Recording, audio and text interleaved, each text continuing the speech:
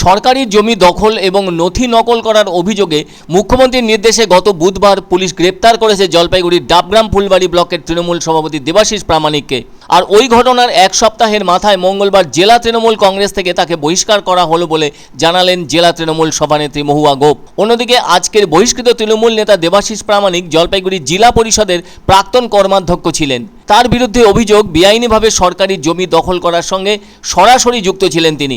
দলের জেলা সভানেত্রী মহুয়া গোপ এদিন বাবুপাড়ায় অবস্থিত দলের জেলা কার্যালয়ে এক সাংবাদিক সম্মেলনে দেবাশিস প্রামাণিককে দল থেকে বহিষ্কার করার বিষয়টি জানালেন। মহুয়া দেবী বলেন, মুখ্যমন্ত্রীর নির্দেশে সরকারি জমি দখলদারদের বিরুদ্ধে আইনি ব্যবস্থা গ্রহণ করেছে প্রশাসন। ফলে পুলিশ তদন্তে নেমে ডাবগ্রাম ফুলবাড়ি এলাকার ব্লক তৃণমূল সভাপতি দেবাশিস প্রামাণিককে গ্রেপ্তার করেছে। ধৃত তৃণমূল নেতা বর্তমানে পুলিশি হেফাজতে রয়েছেন। এ ধরনের কাজ করার ফলে ওই তৃণমূল নেতার জন্য দলের ভাবমূর্তি নষ্ট হয়েছে, আর তাই দলের রাজ্য কমিটির নির্দেশে তাকে বহিষ্কার করা হলো।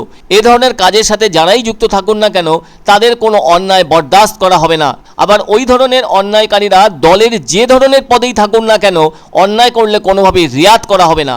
মহুয়া দেবী এদিন বলেন, মুখ্যমন্ত্রী রাজ্যের উন্নয়নে এত কাজ করেছেন যে তারপরেও মানুষ নির্বাচনের ব্যাপারে মুখ ফিরিয়ে নিয়েছে। বিশেষ করে ডাবগ্রাম ফুলবাড়ি এলাকায় দেখা গেছে ওই এলাকায় দলের স্থানীয় নেতাদের নিম্নমানের কাজের জন্য ভোট পায়নি তাদের প্রার্থী। এদিনের সাংবাদিক সম্মেলনে জেলা সভানেত্রী মহুয়া গোপের সাথে উপস্থিত ছিলেন তৃণমূল নেতা দীপেন প্রামাণিক, শ্রমিক নেতা পূর্ণব্রত মিত্র সহ অন্যান্যরা।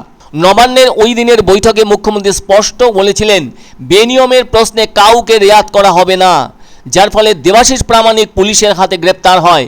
আর পুলিশি হেফাজতে থাকাকালীনই জেলা তৃণমূল থেকে তাকে বহিষ্কার করা হলো। এখন অবশ্য এই বহিষ্কার প্রসঙ্গে প্রশ্ন সামনে উঠে আসছে।